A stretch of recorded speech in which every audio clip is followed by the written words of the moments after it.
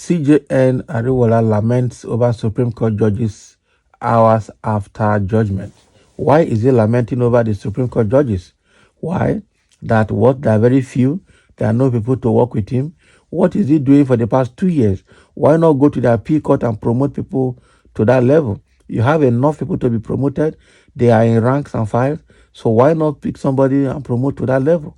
After all, the CJN has a lot of absolute powers to make things work, but it's not doing what it's supposed to do, and that is the truth. So why lamenting? This must be political lamentation. Chief Justice of Nigeria, CJN Justice Olukaide Aruwola, disclosed on Friday that the Supreme Court is currently operating with the smallest number of justices in its history. He noted that the Apex Court presently has only 10 justices available to handle the significant backlog of pending cases. Justice Ariwola made this statement during the retirement ceremony of Justice Musa Datijo Mohammed, who reached the mandatory retirement age of 70. Can you imagine? Now, had these people at 70, what can they do? I'm sure all of them are above 60 already. They don't have power to read. They're just working with head knowledge. So what they should have done, you look at the kind of judges and justices they have in the US and some other countries. They are young men, sound, that are still doing research and very sound-minded.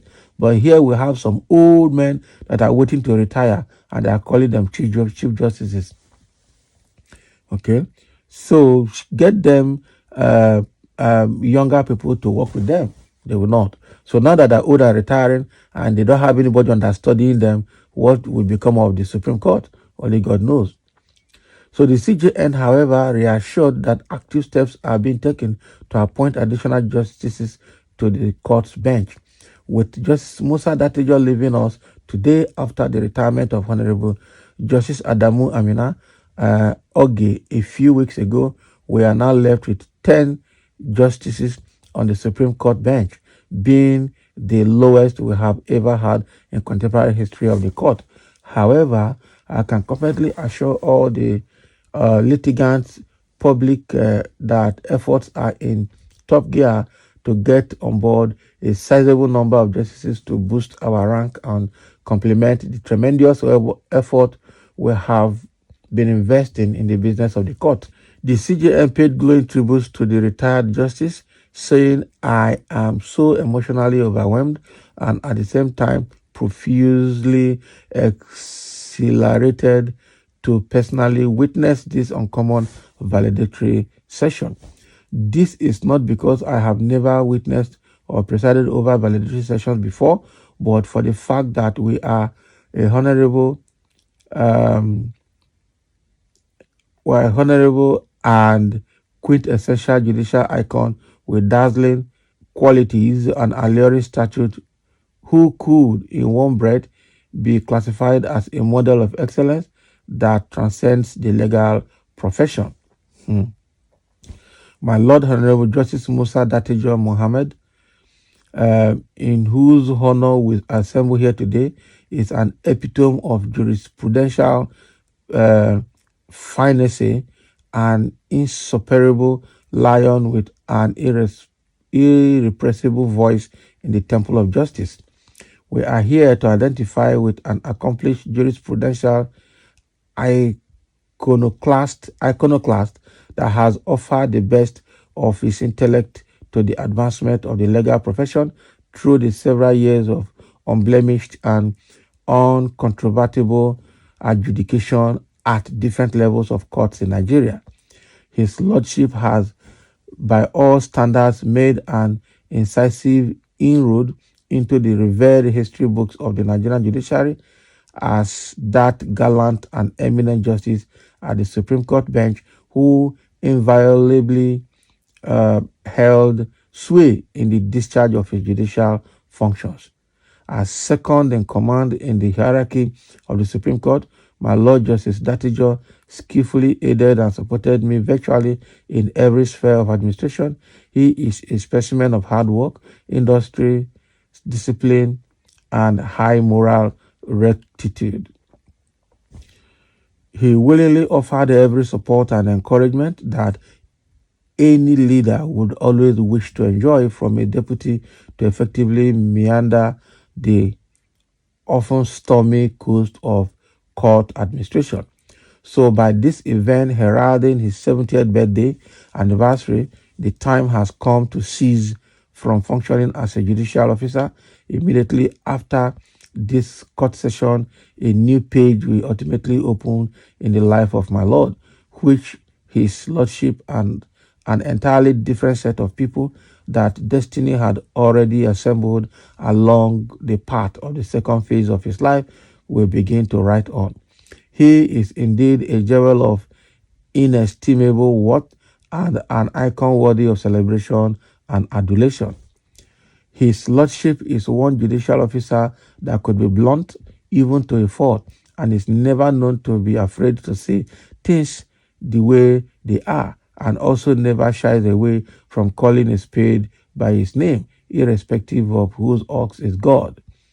Through his mien and conduct, his lordship has succeeded in erecting an edifice of hope and optimism in the minds of his teeming admirers and even generations yet unborn, who will be privileged to assess and behold his great works in the judicial landscape, okay, that have already been well documented and displayed conspicuously in the shelves of various libraries across the world.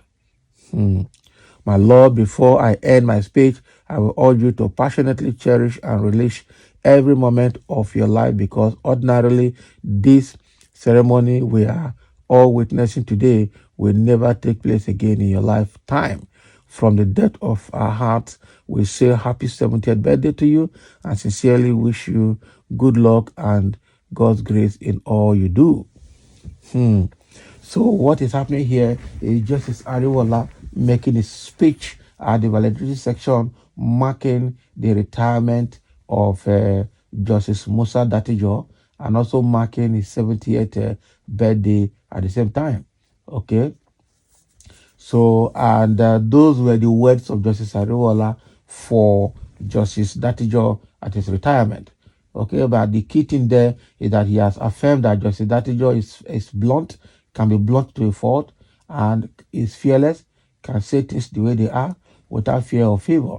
So it means that he must have been speaking, and that we can see that when after the whole event, he spilled the beans, or during the event, he said everything that is happening in the judiciary, especially the absolute powers that the CJN has that is making him abuse his power in office. He spilled the beans there. So it's obvious that the man is fearless and can say things the way they are without fear or favor. Okay, so let's take a few comments here. There are a few comments from a few individuals. Someone said, do we need them under the current dispensation? God wrath is coming up on you people and family soon. Exactly. Useless justices. You people shall never have peace of mind till the end of your lives for plunging Nigeria into this quagmire of illegitimate APC government of Tinubu who never won election. The truth remains that a criminal like Tinubu can never be my president, and I refuse to see him. Well, that is your opinion, and we have to be careful. Okay. Sorry for yourself. The Supreme Court of Injustice. That's exactly what it is. Sir, can that affect true justice and now? Of course, whatever Justice Adewale has said about Musa Datijo, it cannot affect justice now. So God will tell you that his judgment is more powerful, and you and your family will not escape this.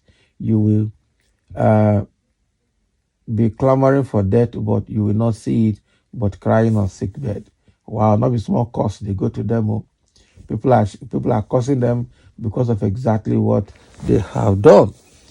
So, okay, so thank you for listening. And let's have your comment. Those were the words of Justice Ariwala, trying to pour encomiums on Justice Musa Datijo at his retirement and at his 70th birthday.